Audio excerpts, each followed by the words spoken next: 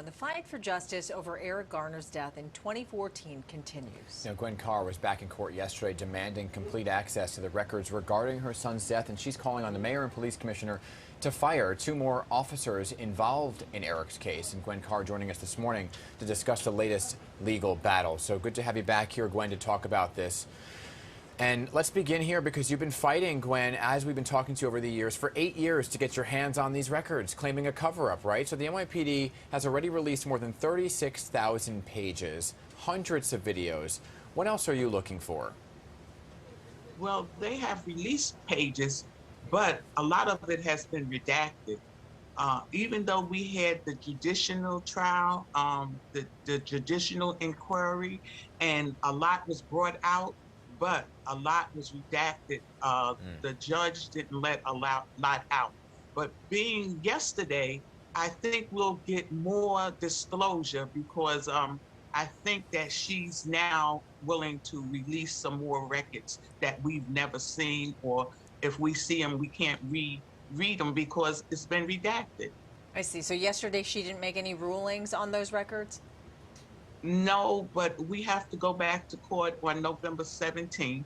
And before that, they want the 2 sides to come together and come to some sort of agreement so more of the records can be reinstated.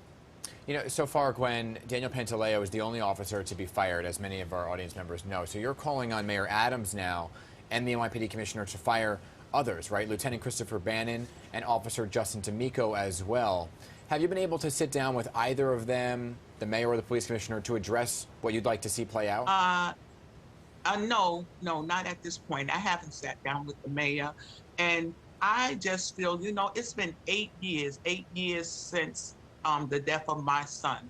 And Eric should have had justice 8 years ago with the other administration. Remember, we had de Blasio, we had 3 commissioners, and then there was no justice except the 1 police officer who was fired. But we need all the police officers fired, including Lieutenant Bannon, D'Amico, Ramos, Philandri. All of them need to be fired because they are unsafe on the New York streets. And we know that. The way they handled my son that day as he begged for his life, no one was considerate.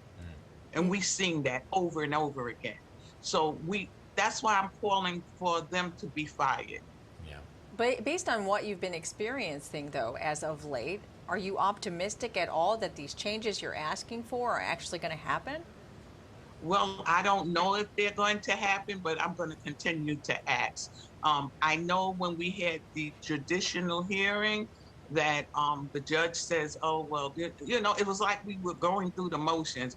But a lot of times these are the things we have to do in order to get any kind of disclosure, any kind of closure. And that's why I keep fighting, because I need answers. And right now, I'm not getting all the answers that I need. But as I said, this should have happened in the de Blasio administration. Right. You know, Eric's birthday is actually next Thursday. He would have been 52 years old, right? You're mentioning that it's been 8 years since his death. So how will you be remembering and celebrating Eric on that day, on his birthday? Well, we're having a gala in Queens on September 17th, since it's a Saturday. We're going to be having a Remembrance Day, a fundraiser for him on that day. And I'm just asking all the communities to please come out, to come and help us celebrate and remember Eric. We have to remember him, and not only his death, we must remember how he lived. Yeah, we can hear your mother's love that will continue on and on for many years to come. Gwen Carr, thank you so much for joining us this morning. And I thank you for having me. God bless.